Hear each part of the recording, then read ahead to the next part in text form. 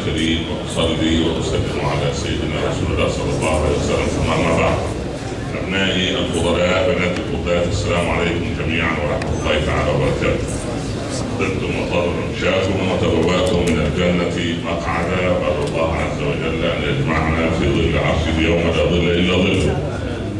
آمين يا رب العالمين. كنت قد وعدت وعدا واشترطت شرطا. أنا لم أعد وعدا إلا مشروط بشرط. صح، حصل ولا ما حصل؟ وسألت ولدنا أستاذ إدريس، قلت له إخواننا جمعوا المطلوب حتى تكملوا هذا المشروع العظيم الذي هو في في هذا الإقليم الشمالي من إسبانيا. فسكت الرجل، وليس سكوته علامة رضا، وإنما كانت الإجابة واضحة في وجهه أنه ما جمع أحد شيئا. وأنا شرطت، قلت لو أكملت المبنى بتاعكم ده إن شاء الله سوف آتي إليكم في أقرب فرصة. فظننت إن شاء الله فظننت أنكم كل واحد شجع نفسه، ومن يوق شح نفسه فأولئك هم المفلحون، على أساس أن تكملوا هذا المشروع العظيم الذي هو لكم ولأبنائكم. فأتمنى أن لا تنتهي هذه المحاضرة إلا والخير يخرج من أهل الخير، ولا تردد. وكارثة المسلم مع إبليس أنه يعطيه تطعيم سوف. إيه تطعيم سوف ده؟ إن شاء الله بكرة ندفع، أول رمضان إن شاء الله، بعد رمضان بإذن الله، لما نرجع من الحج إن شاء الله، لما الأولاد يتخرجوا، لما البنات يتزوجوا، لما أم العيال ترضى عني. وهذه مستحيلات. بالك أنت؟ أم العيال ترضى عنك دي؟ المستحيلات هي مستحيل. الهود والعنقاء والخير الوفد، دول ثلاث مستحيلات. ورضا الزوجة، فإن شاء الله لما ترضى عنك الزوجة ترضى بإيه؟ أنك ترضي رب العباد عز وجل فيما تصنع. فأنا أدعو نفسي وأدعو الجميع إلى أن لا يبخلوا على هذا المكان. ليس بتبرع، لا، أنا لا أسميه تبرع. هذا حجر بناء لنقل، وحجر زاوية لنستمر، وأمان بفضل الله عز وجل لأبنائكم وبناتكم. ولا تستهينوا. وقلت من قبل إن الإنسان قد يستهين بالشيء البسيط. يقول أنا السنت أو الإيرو أو الدولار هو اللي هيبدأ. بس سبحان الله العظيم، الإنسان عندما يبدأ الخير، فلقد بدأ النبي صلى الله عليه وسلم دعوته برجل وصبي وامرأة. الآن المسلمين كام؟ مليار بفضل الله و700 مليون. بدأوا بمن؟ بدأوا بالثلاثة. هؤلاء الثلاثة: خديجة رضي الله عنها، أبو بكر رضي الله عنه، علي رضي الله عنه. بهؤلاء الثلاثة بدأ الإسلام وأصبح عملاقا كبيرا بفضل الله سبحانه وتعالى. فلا يستقل الإنسان من فعل الخير. قال أهل العلم: لا تستقل القليل فالحرمان أقل. ما تستقلش أنك تعطي رغيفا أو دولارا أو جنيها أو دينارا وتقول هذا قليل. أنت لا تدري، لأن الإنسان يستظل بظل صدقته يوم القيامة.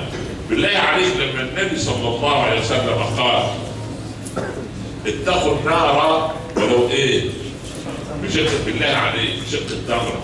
يعني شق التمرة؟ كم تمرة شق التمرة؟ نصف. هل هذه تنجي الإنسان من النار؟ نعم، هكذا قال الحبيب صلى الله عليه وسلم. لا تستقل العطاء، فإنما الحرمان أقل. الحرمان الإنسان لا يشجع نفسه، لأن الإنسان سبحان الله قلبه عند ماله. والله عز وجل قدم المال عن البنين. قال: المال والبنون ماذا قال ربنا؟ المال والبنون زينة، ولا أساس الحياة الدنيا. زينة مش أساس. امال ايه الاساس؟ الايمان. لو لم يكن ايمان هل ينفعني الولد؟ كنت انجح الناس في العالم واغنى الناس في العالم واثر الناس في العالم، وولدي والعياذ بالله بعيد عن الطريق، لا يصلي، لا يتقي الله، يتعاطى مخدرات، يسرق، لا يتقي الله، بديء اللسان، هل حياتي تكون هانئة بالمال الذي معي؟ وما الذي يخفف من حدة انحراف الولد والبر؟ هو أن لا يأخذ يتصدق في سبيله، وإنما يدفع أو يعطي ما يبدي هذه الوجوه المؤمنة الطيبة الأسبان المسلمون في المجتمع الأسباني وغيره أن تكون لهم جذور راسخة. أنا لا أحب المساجد في الأطبية وتحت السلام وفي الكهوف وبعيدا عن الأضواء وتحت الشوارع، لا، أنا أحب المساجد هكذا عالية كعلو من فيها. كيف؟ لأن سبحان الله العظيم أنا أتمنى يوما ما كل مركز إسلامي في أوروبا وأمريكا وأستراليا وكندا كما أقول دائما أن يكون فيها غرفة للترجمة الفورية، في سماعات لغير الناطقين بالعربية أو الناطقين بلغة أخرى، ويجلس المترجم يترجم الخطبة ويترجم المحاضرات ويترجم الأسئلة. سبحان الله، يكون هناك شاشة عرض، ويكون المركز عبارة عن إشعاع حضاري ليس للمسلمين فقط، بل بالعكس واجب عليكم أن تدعوا جيران الحي مرة في الشهر على كوب شاي وعلى فنجان قهوة وعلى دردشة لطيفة، وتحصروا العواجيز العجائز الموجودات في البيوت الحرمة اللي عندها 80 90 سنة تركها ابنها وتركها حفيدها. لا تسأل أنت عن دينها أي دين تتبع، ولا تسألها عن مذهبها، ولكن خلي البنات الصغيرات بناتنا وحفيداتنا الفضليات بوجوههن المضيئة يذهبوا إليها بوردة، يذهبوا إليها هل من مساعدة، هل ممكن أغسل لك الطبخ؟ والله سبحان الله إذا بعدنا هذا هل يبغضنا القوم أم يحبوننا؟ قضية أخلاق. قلت لكم إن عظمة القرآن أن ربعه خلق، ربع القرآن خلق. ماذا قال ربنا؟ والذي بعث بالأميين رسولا منهم ماذا يصنع؟ يصنع المهمات الأربعة، يتلو عليهم آياتنا ويزكيهم، كلمة الخلق. فإحنا محتاجين إلى سورة أخلاق، محتاجين إلى بستان الأخلاق، محتاجين إلى أن تشع الأخلاق منا قبل أن تشع على الآخر، أن تشع علينا، أن يتحمل بعضنا بعضا، أن يصبر بعضنا على بعض. تعرفون القصة الشهيرة التي أقولها دائما أن عليا رضي الله عنه دخل عليه ضيوف فنادى الغلام عشان يأتي له بإيه؟ بما يضيف به الضيف، فلم يجيبه الغلام، قال ربما غادر البيت. دخل علي ليأتي بالماء أو بما يضيف به ضيوفه، وجد الغلام نائما على ظهره واضعا قدما على قدم ويغني. علي أمير المؤمنين وده عبد يباع ويشترى كان، فقال أما تسمعني يا غلام؟ قال من أول مرة. قال ولما لم تجبني؟ قال أمنت غضبك. ده أحيانا تكون لين في البيت مع العيال والأم تكون حازمة، فالأم تقول للعيال إيه؟ نعم في مدارس الصبح، فالعيال مش جايلهم نوم. الجيل العربي جيل سهر، معرفش بيجي منين يعني الساعة 8 9 الأسبان يناموا، الأسبان اللي من جنس عربي بعد الساعة 11 طب ليه مش عارف يقول نام يا ولد نام يا بنت. فخوفا من الأم يغطي كل منهما وجهه. فإذا فتح الأب الباب وتحسس الأولاد أنها ليست أمهم وإنما أبوهم، ولكن يا أبويا مش أمكم تسحب ليه؟ أمن غضبه، أمن غضبه، عارف أنك لين معاه. فقال لعلي أمنت غضبه.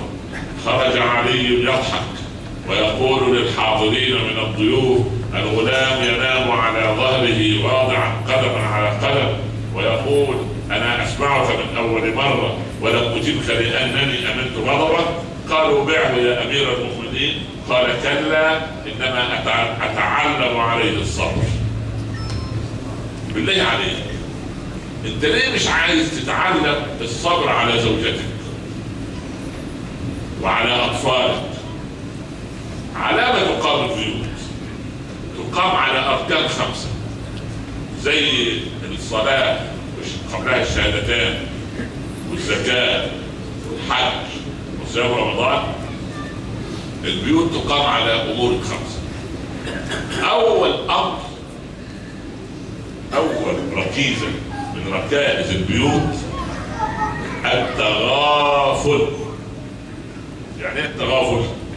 يعني لا أجلس لزوجتي على كل خطأ، ولا لولدي على كل خطأ، ولا لابنتي عن كل خطأ فأوقفه وأوبخه وأظهر له عيوبه. لا، تغافل يعني ايه؟ يعني كأنني لست موجودا أو أنني لم أرى. التغافل، يتغافل الإنسان عن خطأ له. فرضنا جدلا أخ من الإخوة في المسجد أحرجك في أمر، أو ذكر لك عيبا، أو كشف لك سرا، أو أساء الأدب معك. أفضل شيء أن تتجاهل هذا الخطأ بالتغافل. تتجاهل هذا الخطأ بالتغافل. مش واخد بالك؟ إذا قامت البيوت على التغافل تنتقل إلى الركن الثاني وهو التغافر. ما هو التغافر؟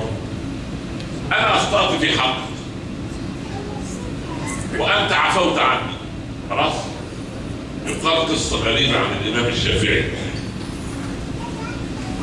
قال استعصت علي نفسي القيام ليلة.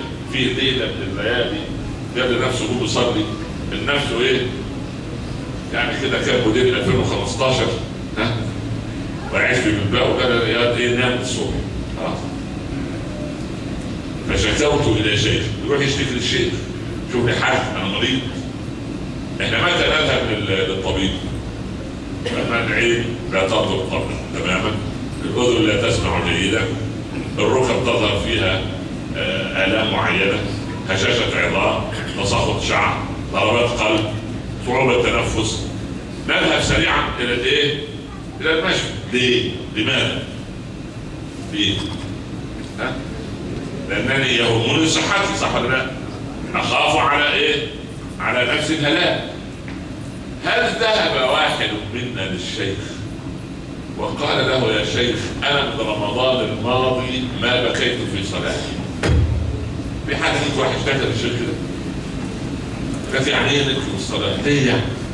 هنحولها إلى جنائز، هنصلي وخلاص ولا شيء. الإنسان الحريص على دينه أول ما يجد أن ما عندوش خشوع في الصلاة وما عندوش بكاء في الصلاة، وعندما يقرأ القرآن تمر به آية الرحمة فلا تؤثر وآية العذاب فلا تؤثر، يريد التوقف. لأن هنا إيه؟ لا أتغافل ولا أتغافل، وإنما أتصالح مع كتاب ربي، أتصالح مع صلاتي، أتصالح مع قلبي، أتصالح مع الأوامر والنواهي. أذهب إلى الشيخ ليدلني على الدواء. ليه يا شيخ قلبي قاسي؟ لماذا لما يكلمني يا شيخ فلان وهو من غير جماعتي لا أقبل كلامه؟ ليه لما يكون هو من بلد كذا وأنا من بلد كذا أنظر إليه بتعالي؟ بالله عليك، هل أحد منكم قرأ وأنتم أهل قراءة بفضل الله؟ هل أحد، خلوا بالكم منظمة اليونسكو من 3 سنوات عملت استبيان وإحصائية عن القراءة، وجدت أن الرجل الأوروبي اللي هو الرجل مين؟ أنتم. بس أنتم بقى اللي دخلتوا في الاستبيان، في حد جاتكم من اليونسكو عمل الاستبيان؟ المهم يعني الأوروبي يقرأ في العام 40 كتابا، يبقى بالشهر بيقرأ كم كتاب؟ 3 كتب، صح ولا لا؟ نايمين ولا انتوا في الحساب تعبانين زي حالاتي؟ 3 كتب في الشهر. انت قرأت 3 كتب من ساعة ان ولدتك امك؟ وجدوا ان البيئة العربية والانسان العربي كل 80 عربي يقرؤون كتابا واحدا. لا والله تعب، الله يعينهم، اعانهم الله. ايه ده؟ حتى عينهم تتعب يا شيخ. كل 80 واحد. وجدوا ان الانسان العربي له في القراءة 6 ثواني في اليوم، حتى في الانصات للاولاد. قال ربنا في القرآن: إذا قرأ القرآن فاستمعوا له وإيه؟ وأنصتوا له. وفي فرق بين الاستماع والإنصات طبعا. بعض من الجنسيات الأوروبية عملوا استبيان، وجدوا أن الأب والأم ينصتون إلى أبنائهم وبناتهم 16 دقيقة في اليوم. والإنسان العربي سلمه الله ينصت إلى الولد والبنت 7 ثواني، ما عندوش وقت. قالت البنت الصغيرة: يا أبتي يا أبتي. نعم. قالت له: ما اسم الحفرة التي أمام بيتنا؟ لا، أنا مشغول بالمباراة النهائية بالكأس. مباراة شغالة. سأل أمك. راحت الأم: يا أمي. نعم. إيه اسم الحفرة اللي أمام بيت دارنا أمام الباب؟ أنا أطبخ أجهز الطعام لأبيك وإخوتك. سأل أختك. ذهبت لأختها: يا أختي، إيه اسم الحفرة اللي أمام البيت؟ قالت: لا، أنا أذاكر المواد، عندي دراسة جامعية، بكرة عندي امتحان. راحت لأخيها: أخويا، ما اسم الحفرة التي أمام بيتنا؟ لا، اسمها بئر. قالت له: طب الحق أخويا الصغير اللي بيحبي وقع فيها. هو الإسعاف رقمه كام؟ 4. مش 3 ساعات ولا إيه؟ ولا 19؟ المهم أي رقم خلاص. فما ينفعش الإسعاف، خلاص انتهى. الرحمة كل واحد يلقي المسؤولية.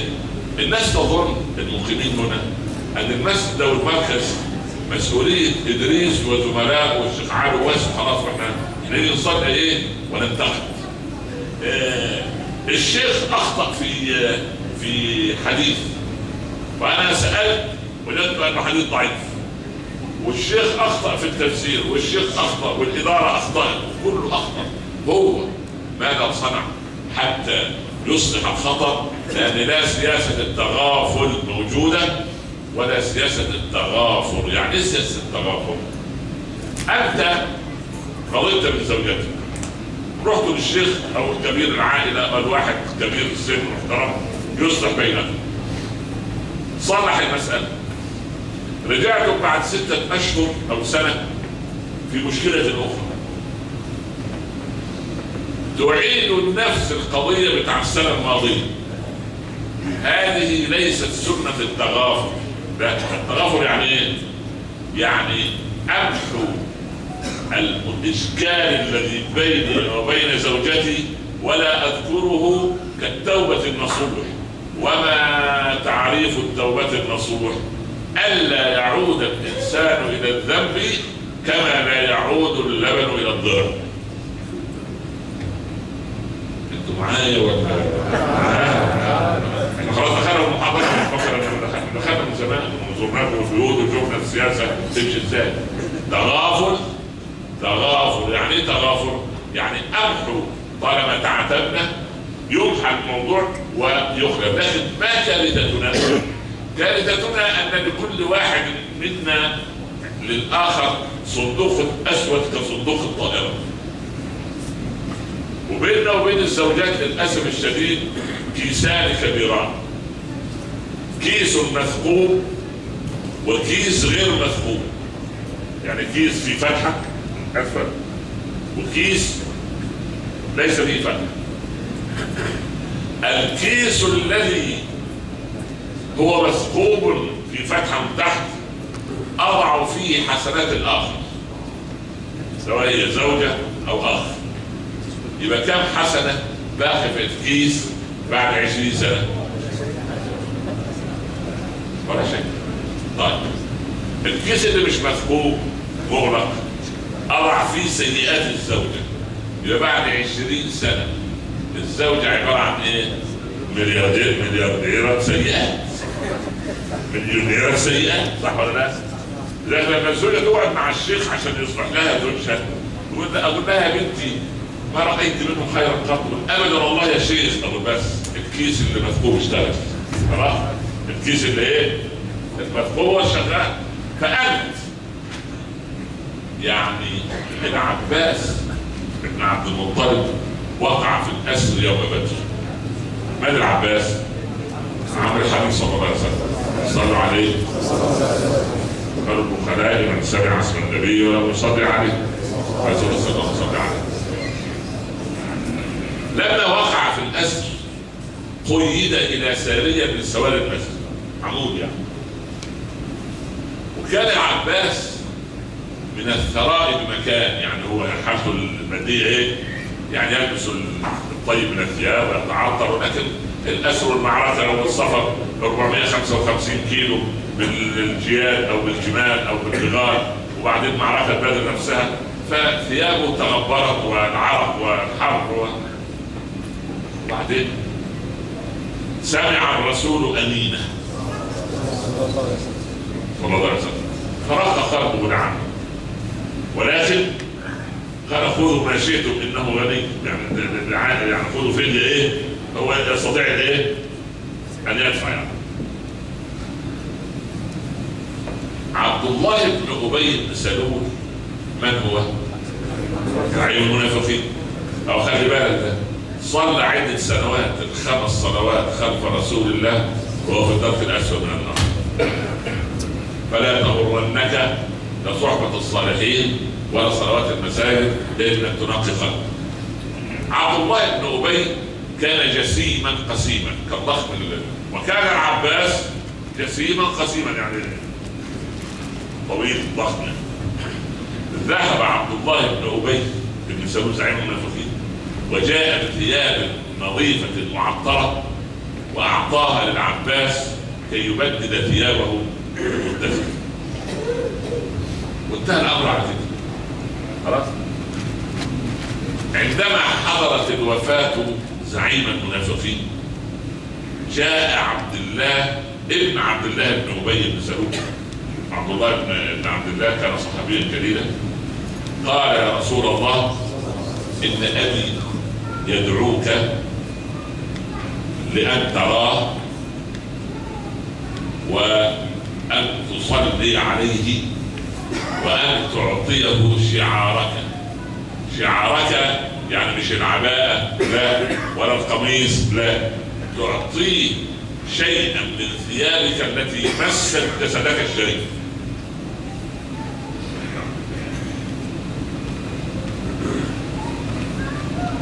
الرسول صلى الله عليه وسلم ينفذ الطلب من عبد الله بن زعيم المنافقين. وحتى عارفين قصة ان عمر حاول ان يثني الرسول صلى الله عليه وسلم ان تصلي عليه، ونزلت الآية ولا تصلي على احد منهم مات ابدا ولا تقم على قبره. بعد مرور سنوات لم ينسى رسول الله صلى الله عليه وسلم صنيع عبد الله بن ابي بعمه العباس في ان يعطيه ثيابا ان يرد الرسول الجميل بالجميل، وهو يعلم ان عبد الله بن ابي في الدرك الاسفل من النار. فبالله عليك انت اذا اغضبتك زوجتك، وكثيرا ما تغضبك مش عشان هي اخلاقها سيئه، عشان انت قليل الصبر. والانسان فينا فيه ملكات، يعني اشياء واخلاق تقبل التغيير وملكات لا تقبل التغيير. يعني ايه؟ يعني واحد بخيل، زوج بخيل، خلاص؟ هذا البخيل كلما دخل في العمر الزيادة زاد حجم بخله. البخيل يقال يعني انه احيانا يمكن يوصي ان يدفن واقفا عشان ما ياخدش ايه؟ يخش في ساحه من الارض. ويجوز انه ايه؟ يشم الهواء من منخر الواحد، يعني يسد هواء عشان ما ياخدش ايه؟ مساحه. واذا جاء للبخيل مال 10 يورو 20 100 يحن عليها على فئه الايه؟ العمله دي.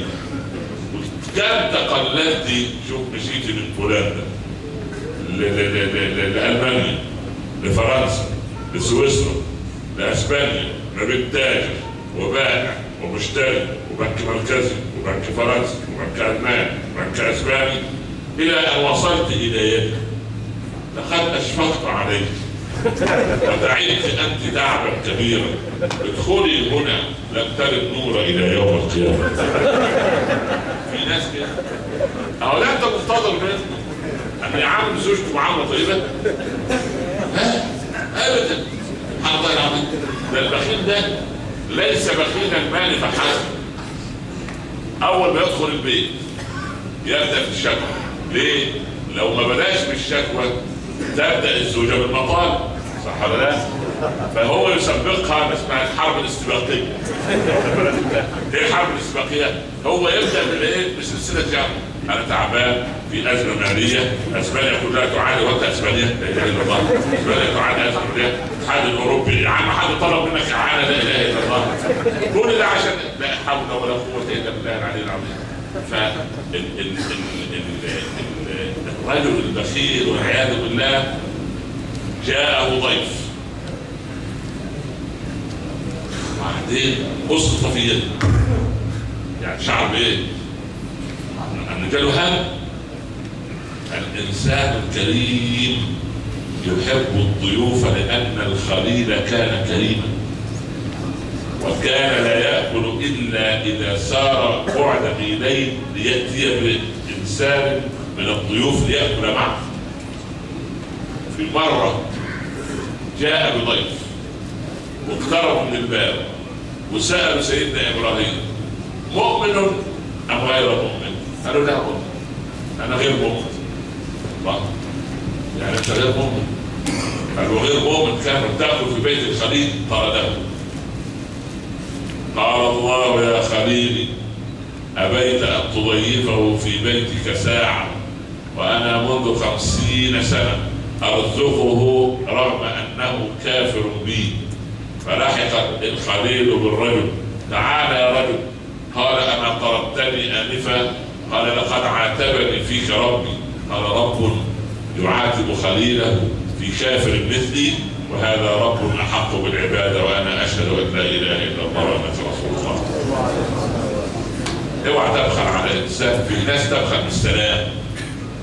لو راكب واحد مصعد كده، واحد يعني حياها الصبح، بونجور، جود مورنينج، ولا أي تحية، والسوق كده الأول يعرف إن أنت ما يردش عليك، لا حول ولا قوة إلا بالله. طب وإذا حييتم بتحية، المصيبة المحافظين بس عايزين ننفذ، لازم ننفذ. سبحان الله، يعني حد حياك حييك يا أخي. الشعر العربي: إنا محيوك يا سلمى فحيينا. سلمى لما بنسلم عليك رد السلام يا سلمى، لا إله إلا الله. بس ما تقولش لا عم سلمى، لا الشيخ يا سلمى، لا يا عم حبيبي، سلم على سالم، خلاص ينفع؟ إنا محيوك يا سالم فحيينا، خلاص تنفع دي؟ كنت الأسبوع الماضي حضرت حفل التخرج في جامعة من الجامعات، فقلت يعني أنا نيابة عن أولياء الأمور، آباء وأمهات، لو أذنوا لي أن أقبل أيدي الأساتذة العلماء المعلمين الذين درسوا لأبنائنا وبناتنا لكان خيرا لهم. وهذه الإنابة تبيح لكل ولي أمر أن يقبل يد الرجل الذي يعني كتب على السبورة وعلم الأولاد والبنات العلم. سكت شوية وقلت لا، بس في نقطة: إحنا الرجال نقبل أيدي الرجال، وزوجاتنا يقبلوا إيه؟ أيدي المعلمات. إحنا ما ندخلش يقول شوف عمر نقبل ده أنا إذن بالإيه؟ لا، ففي حاجات الناس تحب تفهم إيه؟ تفهم بهواها يعني. لا، فأنا أريد أن أقول أن الإنسان الكريم كريم في المال، كريم في الكلمة الطيبة، كريم في الابتسامة. مش الرسول كان تبسمك في وجه أخيك إيه؟ والشاعر ماذا قال الذي تشاءم كثيرا؟ قال: ذعرت زوجتي لما رأتني باسم. زوجته لما رأيته مبتسم حصل لها إيه؟ ذعر. قلت لها: لا تنزعجي، أنا بخير سالمة، كنت أجري بعض التمارين لفمي ربما أفرح يوما ربما. عشان ما ينساش الابتسام عمل إيه؟ تمرينات. فأنا أريد أن أخبركم: لا قرأت ولا تعلمت سواء في أصول الفقه ولا علوم الفقه ولا الفقه المقارن ولا الفقه عند الأحناف أو الشافعية أو الحنابلة أو المالكية أو حتى عند ابن حزم أو أي حد من دول، ولا ابن تيمية ولا ابن قيم الجوزي ولا علماء الكبار، ما قال منهم أحد وما سمعت أن أسناننا عورة. في بعض الناس في البيوت أسنانهم عورة، حتى إذا رأت الزوجة زوجها مرة يعني مبتسما تطلب منه الطلاق، لأن أول مرة وآخر مرة يبتسم، مش يبتسم بعد كده، لا إله إلا الله. وبعدين الرجل الكسلان بخيل حتى بالكلمة مع زوجته، فيقول له يا راجل قول كلمة للعيال، قول لهم غلط، قول لهم صح. الراجل قال بخيل حتى بالكلمة، فدخل عليه النوم والنعاس فتثاءب، فلما تثاءب ايه؟ فتح فمه، قالت له بالله عليك قبل ما تولده قول لي كلمتين يرضى عليك يا رب. يعني بهذه الدرجه وبهذا البخل وصل به الامر انه يقبل بالكلمه. فالبخيل بالكلمه، البخيل بالمال، البخيل بالابتسامه، البخيل بالتعامل الطيب، البخيل بالدعاء لاخيه. انا ادعو اخوي وانصحه، بالله عليك هل انصحه على الملأ ام انصحه فيما بيني وبينه؟ اي شيء تحبه، تحب واحد يطلع على المنبر وينصحك ولا ياخذك على جنب وينصحك؟ النصيحة على الملأ فضيحة. عشان تنصح احكي لك حكاية في النصيحة. ابو جعفر المنصور خليفة العباسي دخل عليه واحد مجوسي. مين المجوسي؟ الذي يعبد ايه؟ النار. ادعى انه دخل الاسلام، فدخل على امير المؤمنين ودعا له بطول المقام: بارك الله فيك يا امير المؤمنين، عممت العباده والبلاد وصنعت كذا وكذا وكذا. يا امير المؤمنين، الطائفون حول الكعبه عندما يطوفون يشتد عرقهم فيشم الطائفون رائحه عرق بعضهم فيتاذون. وما ذنبي انا؟ نص الامر ملكي ولا امر امير بعدم العرق؟ طب انا اعمل ايه؟ كان ان تضع طيبا وبخورا فوق الكعبه عندما تهب الريح يشم الطائفون رائحه طيبه. ابو جعفر المنصور انطلق عليه الايه؟ المؤامره. وطبعا البخور والطيب ده يوضع على ايه؟ يوضع فوق ايه؟ نار. والنار توضع فين؟ فوق الكعب، والناس تطوف حوالين ايه؟ يبقى كده ايه؟ بلغ احد العلماء كان يعيش في الشام بهذه القضيه. قال طيب ان شاء الله انا ذاهب الى الحج هذا العام. ابو جعفر المنصور بلغوا ان هذا العالم الجليل سوف يحج. قال واحنا كمان ايه؟ نروح نحج ونؤدي المناسك معه. اين او متى يصل الشيخ ويلقي اول درس؟ قال هيلقي اول درس في التنعيم اللي هو الميقات بتاع ايه؟ اللي داخلين على مكه من ناحيه الشام. في يوم كان في يوم 7 من ذي الحجه. وصل ركب امير المؤمنين ووسعوا له مكان وجلس امام الشيخ. الشيخ اتفق مع واحد من المريدين زي حضرتك كده الذكاء بيقفز من عينيه. الله صحيح ما شاء الله بيقفز من عينيه. مين يروح معايا التنعيم؟ مفيش. طيب يروح معايا هذا الشيخ عادل. سامعين الحج يعني عمره. انتوا فاكرين التنعيم دي غربيه؟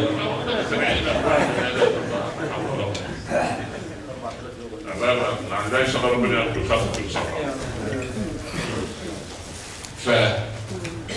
انا اتفق مع المريد كده، انا اول ما ابدا الدرس اقول اما بعد انت تذكر لي مشكله الايه؟ البخور بتاع الايه؟ بتاع الكعبه. تعرفين البخور ولا لا؟ تعرفين كل حاجه.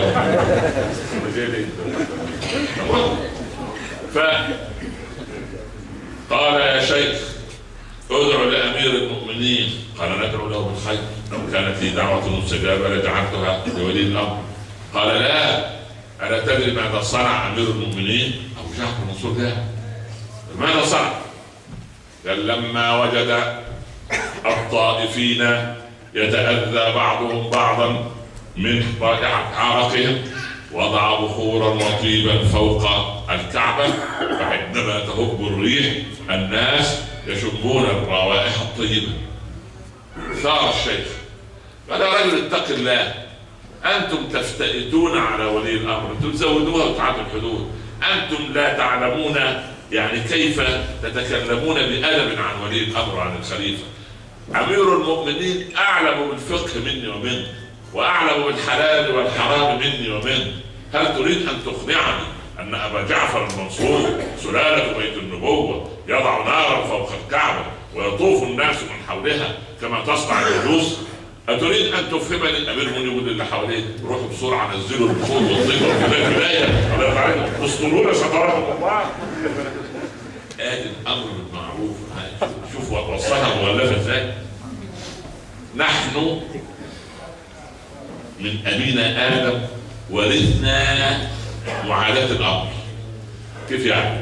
الحسن البصري يقول إيه؟ والله إن أمر الإنسان العجب. قالوا ليه يا إمام؟ قال أمرنا بالصبر فجزعنا. والله لو أمرنا بالجزع لصبرنا. إحنا ضد الأمر خلاص. طب بالله عليك مش ربنا قال واصبر ان الله مع الصابرين، صح ولا لا؟ من يصبر على من؟ من يصبر؟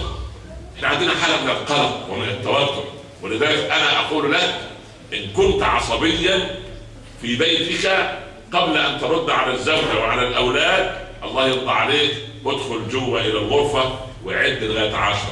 1 2 3. يا شيخ لو العيال يقولوا ابونا اتجنن، زي بعض تتجنن احسن ولا تطلق الحرمه، لا اله الا الله. فعد سواء تعدها بالعربي بالاسباني بالالماني انت حر، المهم ايه؟ عد.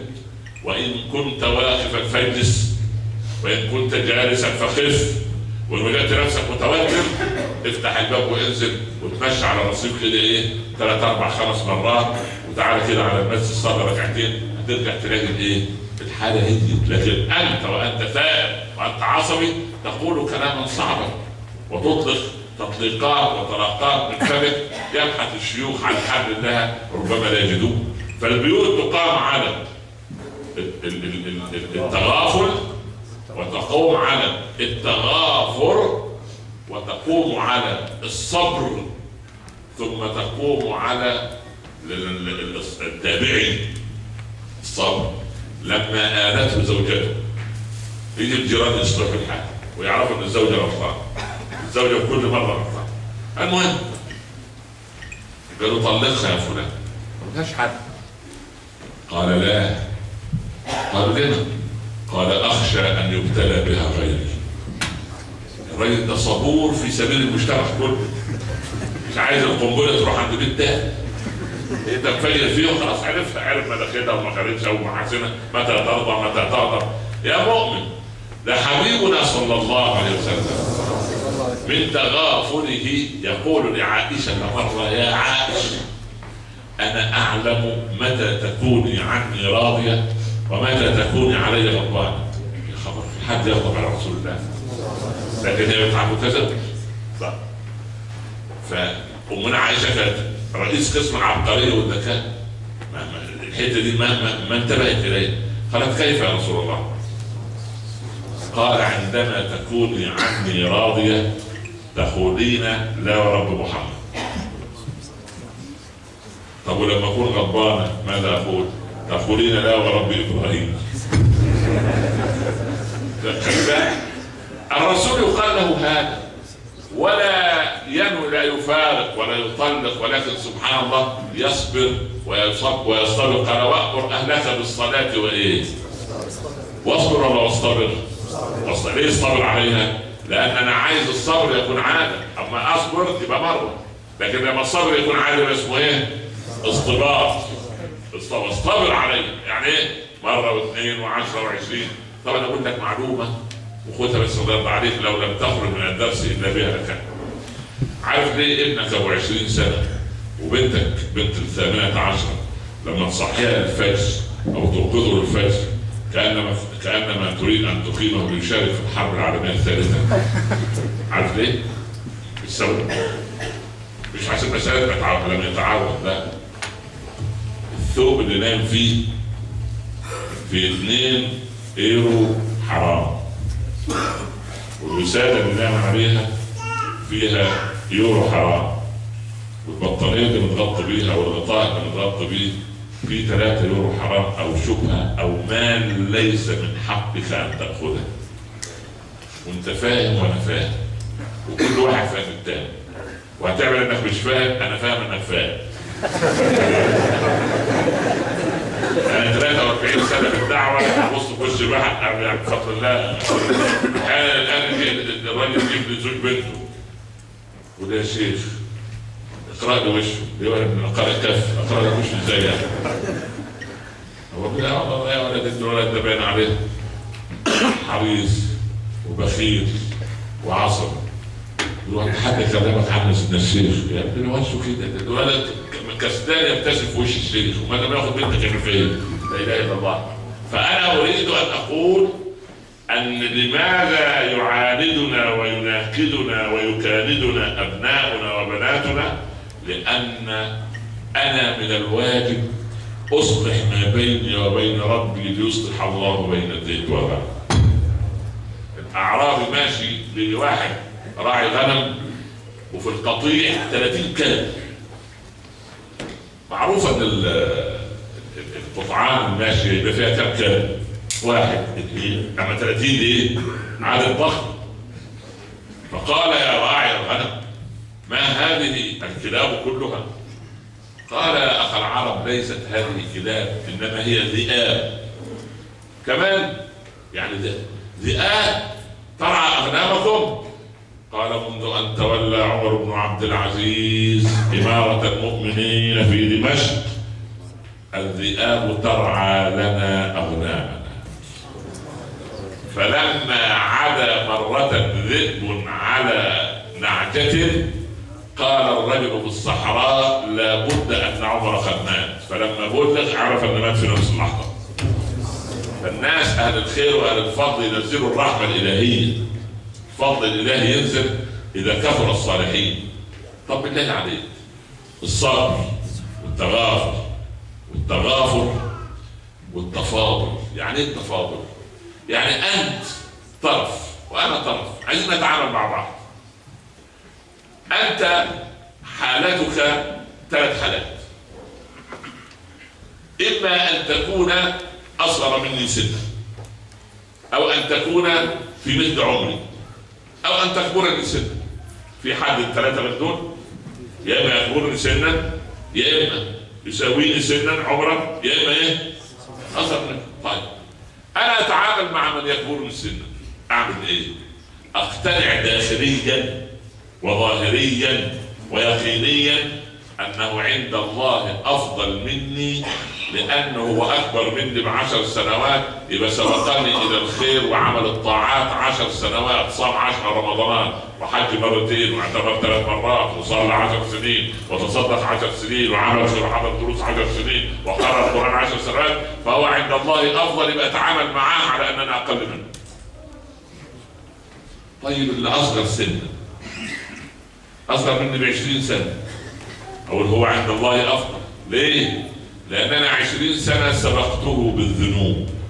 انا اغتبت 20 سنة ونميت 20 سنة ونظرت 20 سنة وضيعت 20 سنة وتعطلت 20 سنة، فهو عند الله افضل.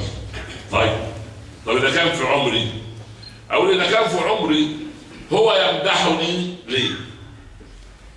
لان الله من ستره خبأ الدفتر الذي يكتب ملك السيئات فيه سيئاتي عن ناظرين، فيظنني عندما يراني اصلي انني رجل صالح، او احدث بالقران فانا رجل صالح، او استمع للعلم انا رجل صالح، وما خفي كان اعظم. فمن ستر الله ان ستر ذنوبي على فلان وستر ذنوب فلان علي، وما جعل للذنوب رائحه، ولو كانت للذنوب رائحه ما جلس مسلم بجوار مسلم. صح ولا مش صح كده؟ طيب في نقطة الله يرضى عن عمر الخطاب اول ما تولى الخلافه وخطب خطبه سياسه الحكم، نزل من على المنبر وبحث عن حذيفه بن اليمان يقول له في البيت. ذهب اليه عمر. اشمعنى حذيفه؟ حذيفه ده كان كاتب سر رسول الله. الرسول اعطاه اسماء 17 منافقا اذا مات احدهم يذهب حذيفه الى الخليفه او الى امير المؤمنين ويقول له هذا لا تصلي عليه. خلاص 17 منافق ولا تصلي على احد منهم مات ابدا ولا تقوم على قبره. كان اولهم مين؟ عبد الله بن ابي ومات في ايام رسول الله صلى الله عليه وسلم. عمر يسال حذيفه يقول له يا حذيفه، يقول له نعم امير المؤمنين، يقول له استحلفك بالله هل سماني لك رسول الله؟ لا بلاش دي، خد حته ثانيه، ادخل في شارع ثاني معايا. فرضنا جدلا انا فاجأت ولدي ادريس ولا ازكي على اقول له ايه؟ ادريس. نعم يا شيخ. متى تتوب؟ سؤال مفاجئ ولا مش مفاجئ؟ طب ارجع البيت كده قول لزوجتك ايه؟ ام حسن. نعم. متى تتوبين؟ قول له من ايه؟ هو شايفني لا سمح الله ماشي عريانه في الشارع ولا ماشي انا بشرب بيره ولا شايف فيلم اياه؟ صح؟ فاذا سال واحد منا اخاه متى تتوب لاستحضر هذا السؤال. طب بالله عليك اذا قال لي سائل وكنت انسانا مؤمنا بحق متى تتوب يا شيخ؟ اقول يا ابني والله انا مبتلى بنوعين من الذنوب، ذنوب وكبائر قلب وذنوب وكبائر جوارح. كبائر قلب وكبائر جوارح. معاصي القلوب صعبة جدا في مسألة الهوى، أنا ضد الهوى. ومعاصي الجوارح سهلة إذا يسر الله صدق النية عند العبد. توحدوا الله. أنا الآن هسأل نفسي اليوم أقول يا فلان، أنا مش هنتظر من فلان أن يقول لي متى تتوب، أنا هسأل نفسي أنا متى أتوب. ليه؟ من يضمن منا أن يصلي الصبح اليوم في هذا المسجد؟ في حد عنده ضمان؟ الله يرضى عن عمر بن عبد العزيز أن يقف على المنبر ويقول أنتم تتعاملون مع الموت كأنه كتب على غيركم، بعيد أن لما يدركنا أن يبلغنا أحد أن فلان توفى يقول هو توفى بماذا؟ الله، ولازم يتوفى بسبب؟ يقول فلان عم فلان 87 سنة. طب الولد أبو شهرين لما مات هل كان العمر هو سبب وفاته؟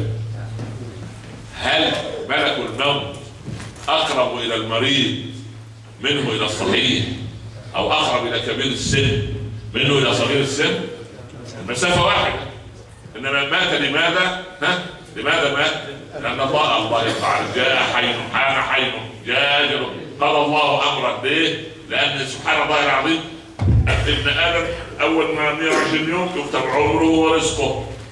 عمره ورزقه. مين كان يتخيل وأنت تحبو في قريتك الصغيرة وتأكل من طينها؟ طبعا ده يعمل كالسيوم في البطن ومناعة، ما شاء الله عندك مناعة قوية حتى يأكلوا حجارة قوة إلا بالله. فلما كبرت وصلت تعيش في وسط الغابات والأمطار اللي كل يوم أبواب السماء تفتح متى؟ من ضمن ما تفتح عند إيه؟ عند طول المطر. احمدوا ربنا طول السنة الدعوات مفتحة. ادعي ربنا لا تنسى. وأنت من كثر النعم لما يجي لك قريب بالله عليك من القرية ومن البلد ومن المكان اللي كنت تعيش فيه، وأول ما تنزل الطائرة ويرى الأرض كلها خضراء، أنت تعيش من 20 سنة تعودت على أن الأرض خضراء. كل شجرة مزروعة في الأرض تخرج كمية من الأكسجين تكفي لتنفس 80 شخص. واحنا في بدايتنا اول حركه نعملها اخترع الاشجار واخترع البني ادمين واخترع قيم. يا عم انت شغال مخترع، لا اله الا الله. الشجره الواحده تخبي 80 انسان يتنفس، فتخيل الخضره دي كلها انت من استمراء النعم ومن رؤيتها كل يوم. سبحان الله، اصبحت يعني النعمه المؤمن يعرفها في وجودها لا عند زوالها، يعرفها في وجودها لا عند زوالها. سبحان الله العظيم.